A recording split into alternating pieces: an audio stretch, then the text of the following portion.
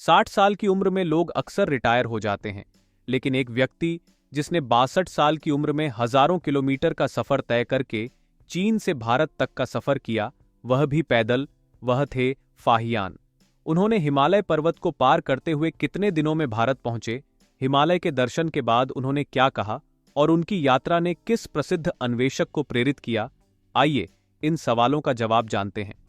विनय पिटका, जिसका मतलब अनुशासन की टोकरी है, वह विशेष पुस्तक थी जिसे प्राप्त करने के लिए 62 साल के फाहियान ने पैदल भारत के लिए यात्रा शुरू की। इस किताब में बौद्ध भिक्षुओं के लिए अनुशासन और नियमों का उल्लेख था, लेकिन एक पुस्तक के लिए इतना लंबा सफर क्यों? इसे समझने के लिए हमें फाहियान के बचपन में जाना होगा। 337 ईस्वी में जन्म के बाद फाहियान को उनके पिता ने मठ भेज दिया। मठ के शांत वातावरण में फाहियान इतने रम गए कि जब उनके परिजन उन्हें मठ से घर लाने आए तो उन्होंने घर जाने से इनकार कर दिया। अगले 50 सालों तक फाहियान ने धार्मिक ग्रंथों का अध्ययन पूरी निष्ठा से किया। इसी दौरान उन्हें विनय पिटका की एक किताब काफी खस्ता हालत में मिली, जिससे उन्हें बहुत दुख हुआ। तब उन्होंने सोचा, क्यों न वह बौद्ध धर्म ग्रंथों के खजाने और भगवान बुद्ध की भूमि भारत की यात्रा करें। उनके साथ 4 अन्य भिक्षु भी इस यात्रा के लिए तैयार हो गए और उन्होंने उम्र की परवाह किए बिना भारत के लिए प्रस्थान किया। इसके बाद वह 1.5 साल तक पैदल चलते रहे। चीन से काशगर, फिर खोतान होते हुए वे उत्तरी भारत पहुंचे। इस दौरान उन्होंने कई चुनौतियों का सामना किया, लेकिन सबसे बड़ी चुनौती उनके सामने थी हिमालय पर्वत।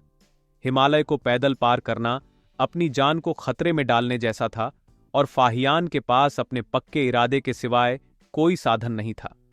हिमालय की चढ़ाई और 0 डिग्री तापमान ने उनकी परीक्षा लेने में कोई कसर नहीं छोड़ी। उनके एक साथी की चढ़ाई के दौरान मौत हो गई, जिसने मरते समय फाहियान को आगे बढ़ने से सावधान भी किया। 63 साल के फाहियान के लिए यह फैसला कठिन था, आगे जाएं या नहीं, लेकिन विनय पिटका खोजने का उनका इरादा अटल था। उन्होंने हार नहीं मानी और उस कठिन दौर को सफलता से पार किया। इसके बाद वे एक मठ से दूसरे मठ में उस किताब की खोज में घूमते रहे। लगभग 4 साल बाद फाहियान मथुरा पहुंचे। तब तक उनकी उम्र 66 साल हो चुकी थी। अपनी किताब में वे मथुरा को मां ताऊ लॉर्ड नाम से लिखते हैं, जिसका मतलब है मोरों का शहर। वे बताते हैं कि मथुरा के दक्षिण में एक राज्य था जिसे मध्य देश कहा जाता था, जो मथुरा से लेकर पाटलिपुत्र तक फैला हुआ था। फाहियान कुछ ऐसी चीजों के बारे में लिखते हैं जिनका आज कोई अस्तित्व नहीं है। उन्हें पूरा यकीन था कि जेतवन में विनय पिटका मिल जाएगी, क्योंकि वहीं भगवान बुद्ध ने खुद निवास किया था। लेकिन जब फाहियान श्रावस्ती पहुंचे तो देखा कि जेतवन मठ का कोई अस्तित्व नहीं था, क्योंकि वह 7 मंजिल का विहार पूरी तरह जलकर राख हो चुका था। फाहियान बहुत हताश हुए। फिर वे पाटलिपुत्र गए, जो एक महत्वपूर्ण बौद्ध तीर्थ स्थल था, और वहां अगले 3 साल तक रहे। पाटलिपुत्र में सम्राट अशोक के महल को देखकर वे बहुत प्रभावित हुए। वे अपनी किताब में इसका वर्णन करते हैं। महल को देखकर ऐसा लगता था जैसे इसका निर्माण किसी मनुष्य ने नहीं, बल्कि स्वयं देवताओं ने किया हो। आज भी पटना के कुंवरहार इलाके में इस भव्य महल के कुछ अवशेष बचे हैं। फाहियान के लिए विनय पिटका खोजना बहुत मुश्किल हो रहा था। उत्तर भारत के सभी विहारों में उन्हें निराशा हाथ लगी, लेकिन आखिरकार पाटलिपुत्र में उन्हें एक महायान मठ में विनय पिटका मिल गई। वे बहुत खुश हुए, लेकिन अब एक नई परेशानी थी। किताब संस्कृत में थी, जो भाषा उन्हें नहीं आती थी। फिर उन्होंने 3 साल तक मठ में रहकर संस्कृत सीखी और विनय पिटका के नियमों का चीनी भाषा में अनुवाद किया। 70 साल की उम्र में एक नई भाषा सीखने का उनका जुनून काबिले तारीफ है।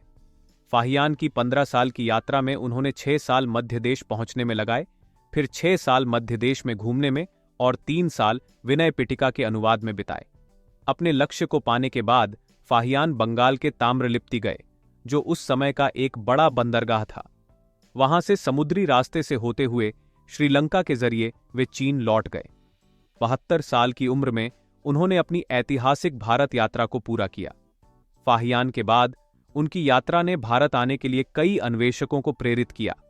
जब यूनसांग और इत्सिंग जैसे अन्वेषकों को भारत की कठिन यात्रा पर संदेह हुआ होगा, तो उन्होंने शायद यही सोचा होगा, अगर फाहियान ने कर दिखाया तो हम भी कर सकते हैं।